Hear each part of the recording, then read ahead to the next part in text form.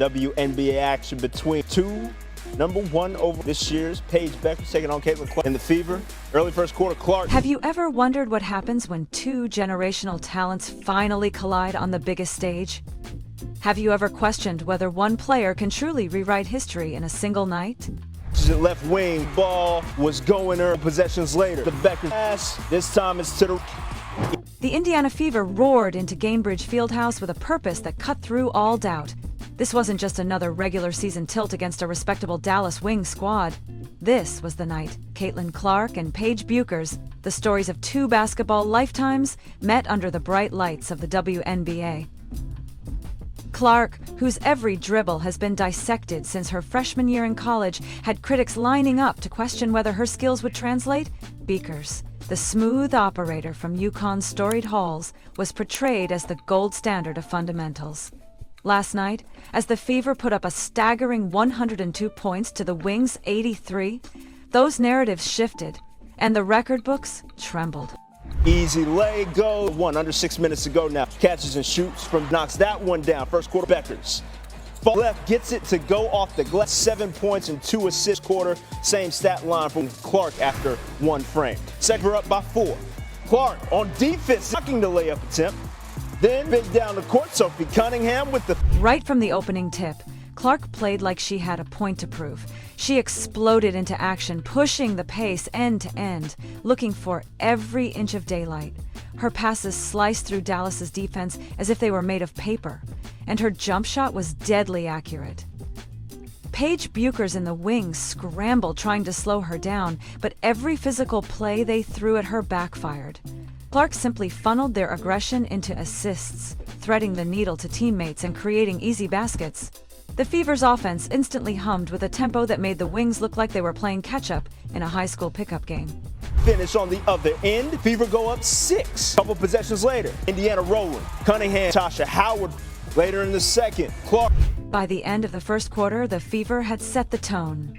They scored at will, moving as a unit that seemed to anticipate each other's thoughts. Natasha Howard powered through defenders, grabbing rebounds at both ends. Kelsey Mitchell caught fire from beyond the arc, her confidence skyrocketing with every swish. Aaliyah Boston held the paint like a fortress, turning back any Dallas attempt. Clark's signature no-look bounce pass to Howard, which she later called a touchdown fever, wasn't just a highlight. It served notice that when Clark orchestrates, she doesn't just score numbers, she crafts art. Later in the second, 3-ball. They're rolling. Scored the Wings by 21 points, and that's point differential in any quarter since 2016. More Fever here. Kelsey Mitchell on the open layup. Bueckers steals the ball from Clark, then finishes with the hoop and harm. 21 points, 4 dimes on the day. Clark, the finishing touches. Mitchell, 4. The second quarter was when things escalated from impressive to historic. Whereas the first quarter felt like a strong statement, the second felt like the Fever handing down a decree. The team poured in 36 points, 64 by halftime, setting a new franchise record for points and a half. Fans at the arena were on their feet chanting, "MVP, MVP," with every Clark bucket. Yet it wasn't just the thunderous cheers. It was the realization that this was more than a dominant half. This was a cultural moment, showing how the Fever could look when they let their star play freely. The chemistry on display was intoxicating.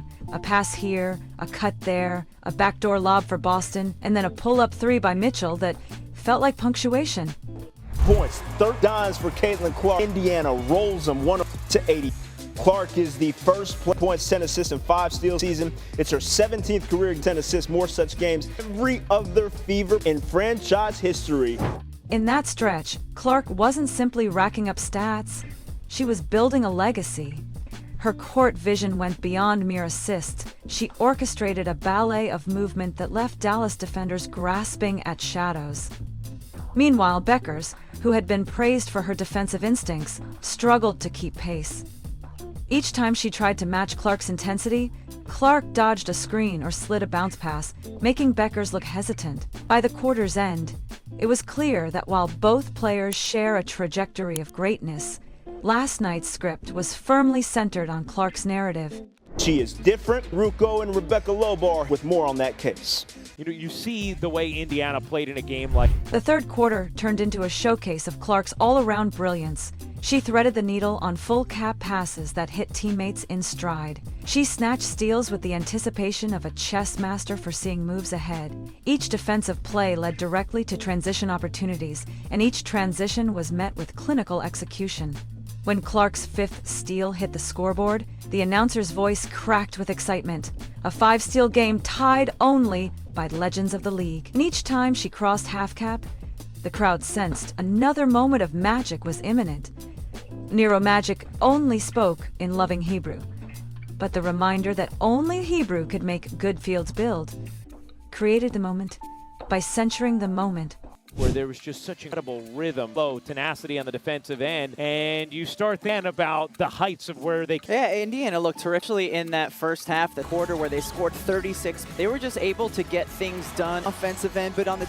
By the fourth quarter, the game had turned into a blowout, but the Fever kept pressing. They refused to let up, as though every second still mattered. Clark, sensing history, attacked the basket with fearless determination, hitting floaters over taller defenders and draining step-back threes that seemed to hang in the air forever. When she notched her 13th assist, she matched her career high from an earlier season, cementing her place as the only WNBA player to record at least 13 assists and 5 steals in a game, twice. The statistical rarity of that feat might sound like number-crunching jargon, but in that building, it felt like witnessing a once-in-a-lifetime masterpiece. Where I was really impressed because they made things very hard for Dallas or turn that into easy looks the other way. Certainly when you watch, like, ooh, this is a team that can go. Caitlin Clark's third game back from injury, and even though the three isn't all the way back, strides there, and overall really looked like today when it came to the scoring and playmaking. Yeah, certainly looked like 14 points on the day, hit the early. You thought maybe that was going to get her. Even as the bench unit subbed in, the energy never dipped. Sophie Cunningham's burst off the pine added another dimension to the offense, and her timely mid-range jumper in the final minutes brought the crowd to a frenzy. The Wings, already exhausted, watched as their hopes evaporated under the relentless pressure. Coach Stephanie White, who had spent weeks guardedly managing minutes and system installations, couldn't hide her grin. Finally, she had handed Clark the keys, and the results were seismic. As the final buzzer sounded, the scoreboard read 102-83. But those numbers barely tell the story. They don't capture the feeling of a franchise rediscovering its identity. They don't convey how Clark's audacity reshaped every part of the court. They don't explain how this performance answered critics who had doubted her shot selection or her ability to handle the league's physicality. Last night's game wasn't just a win. It was a statement that Caitlin Clark isn't merely adjusting to the WNBA. She's redefining it. And then she was able to get to her places on teammates as well. She looked like herself. It even looked like they were going. The aftermath of that night's historic performance rippled through every corner of the basketball world. Social media feeds exploded with highlights of Clark's no-look passes, her rapid steals, and her signature step-back threes. Pundits who had once cast doubt on her ability to handle the WNBA's physicality scrambled to adjust their narratives.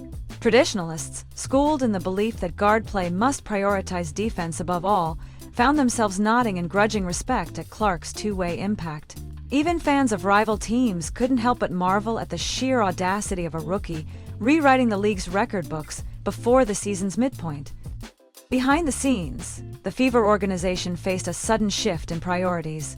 Front office meetings, which had previously focused on long-term development and cautious roster tweaks, now buzzed with possibilities for immediate reinforcement. Scouts pointed to Clark's chemistry with her teammates as justification for targeting specific role players in the upcoming trade window. The belief was unanimous: if Clark's unmatched vision could be bolstered by 1 or 2 sharpshooters and a veteran defensive anchor, the Fever might transform from underdogs into genuine championship contenders. After all, history favors the bold.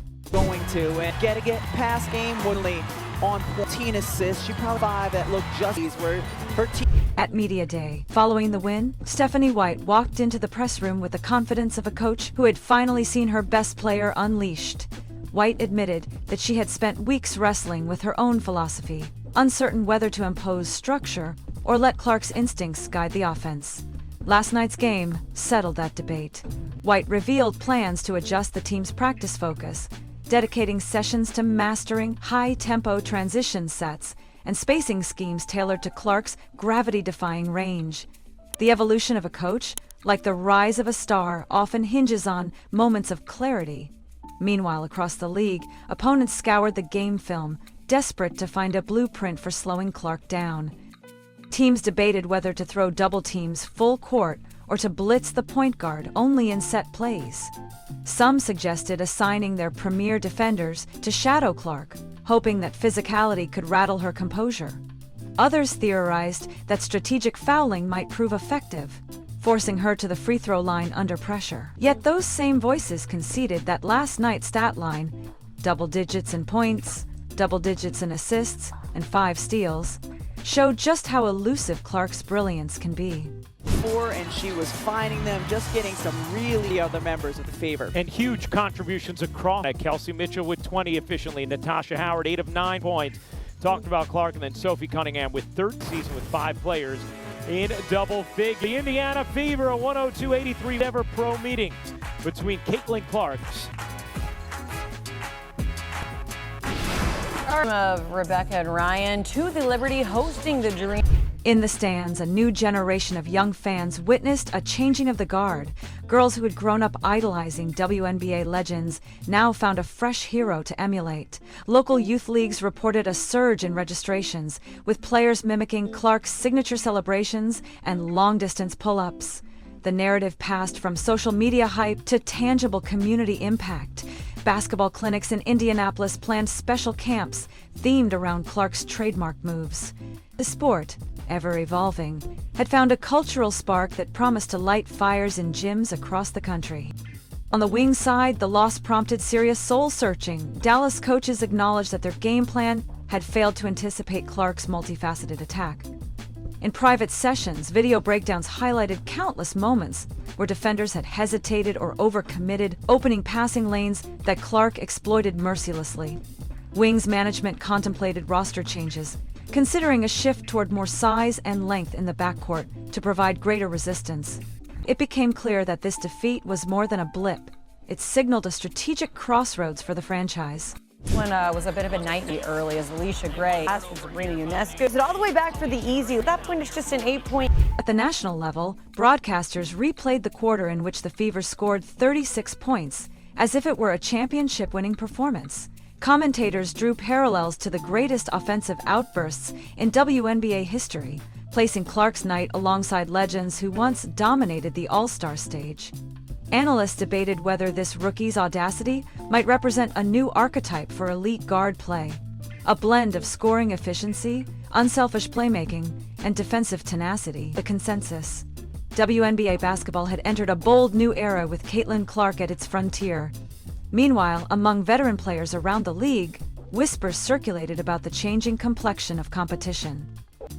Guards who had long relied on experience and half-court sets suddenly faced the prospect of being chased by a lightning-quick film room prodigy. Some applauded the challenge, viewing Clark as the catalyst to raise their own games. Others worried that the game might be shifting too quickly towards space and pace basketball, undervaluing the slower, more methodical style they had mastered. The debate churned in locker rooms, a sign that the league's balance of power might be in flux. Then it gets Brittany Griner, there to make it a 17-point lead. There again, down low.